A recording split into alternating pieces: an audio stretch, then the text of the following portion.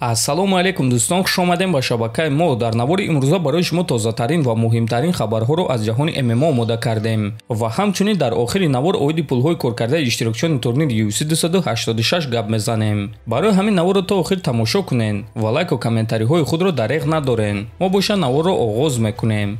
дӯстон, бародарони наздики мо мағозаи либосҳои мардона бо номи Саҳоба кушоданд, ки дар он ҷо барои муштариёни худ танҳо либосҳои босифатро бо нархи дастрас пешкаш мекунанд ва онҳо либосҳои даркории шуморо ба тамоми шаҳрҳои Русия ва Тоҷикистон равон мекунанд. ин реклама нест дӯстон, ин тавсияи мо ба шумо аст. чунки агар шумо аз ин мағоза ягон либос харида аз номи канали мо Паҳлавон теҷа гап занен, пас онҳо шуморо боз бепул ҳиҷома мекунанд. барои ин чиз худи ма кафолат медиҳам, ки шуморо ҳиҷомаи бепул мекунанд. агар ки аз номи канали Паҳлавон гап занен, шумо метавонед либосҳои мағозаи Саҳобаро дар телеграм канали онҳо бинен ва чизе ки ба шумо махкул мешавад ба онҳо муроҷиат кунен ва дар кӯтоҳтарин муддат онҳо либосҳои шуморо оварда мерасонанд. ссилкаи мағозаи Саҳоба дар якум комментарий закрепитшуда.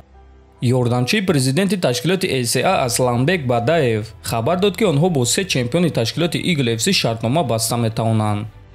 мо бо президенти Eagle FC Шамил Завуров ҳамсӯҳбат шудем ва ӯ ба ман гуфт, ки метавонем Даврен Ермеков ва дигар ҷангварони ташкилоти Eagle FC-ро ба ACA гирем.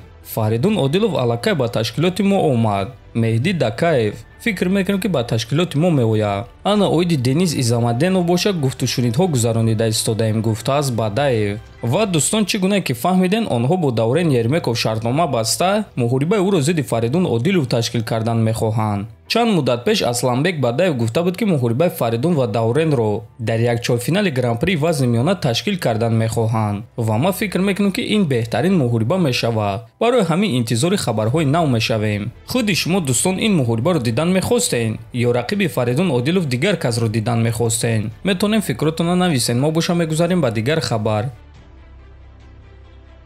шаби гузашта президенти UFC Дана Вайт расман аз якчанд муҳориба хабар дод. якум муҳориба ин муҳорибаи рейтингӣ дар вазни нимёна байни Шавқат Раҳмонов ва Билол Муҳаммад.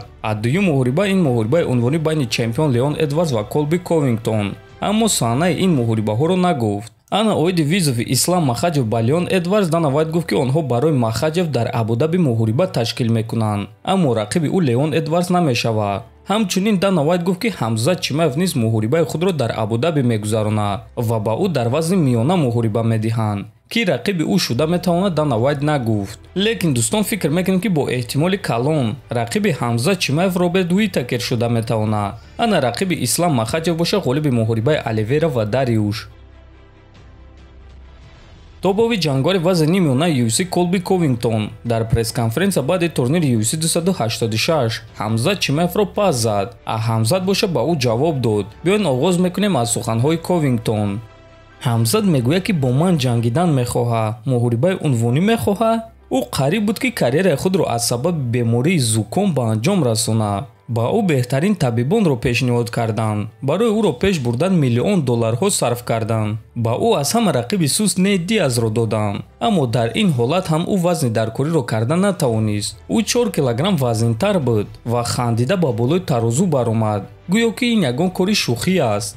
ӯ шарманда аст. ӯ профессионал нест ва ҷангида наметавонад. ман дигар номи ӯро шунидан намехоҳам, гуфтааст Ковингтон. ва дӯстон, Ҳамзат Чимаев дар ин суханҳои Ковингтон чунин ҷавоб дод. Колби Ковингтон дурӯғ мегӯяд. ӯ бо ма ҷангидан намехоҳад.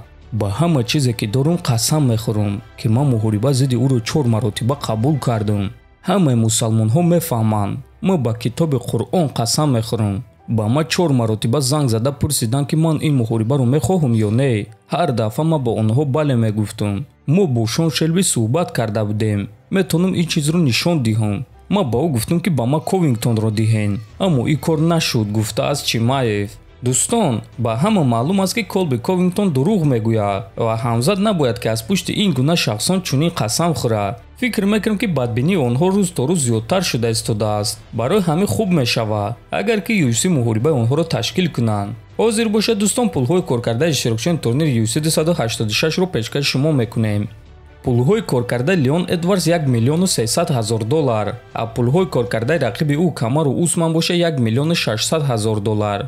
пулҳои коркардаи Ҷастин Геҷи $1 миллион 200 000 $. пулҳои коркардаи рақиби ӯ Рафаэл Физиев боша $170 000 $. пулҳои коркардаи муҳаммад мокаев $57,000, пулҳои коркардаи рақиби ӯ Жафел Фил Обоша $16,000. дар ҳамин ҷо дӯстон навори мо ба анҷом мерасад. ҳатман дар канали мо обуна шавен, фикр ақидаҳотонро нависен. то боздид хонободу сарбаланд бошен.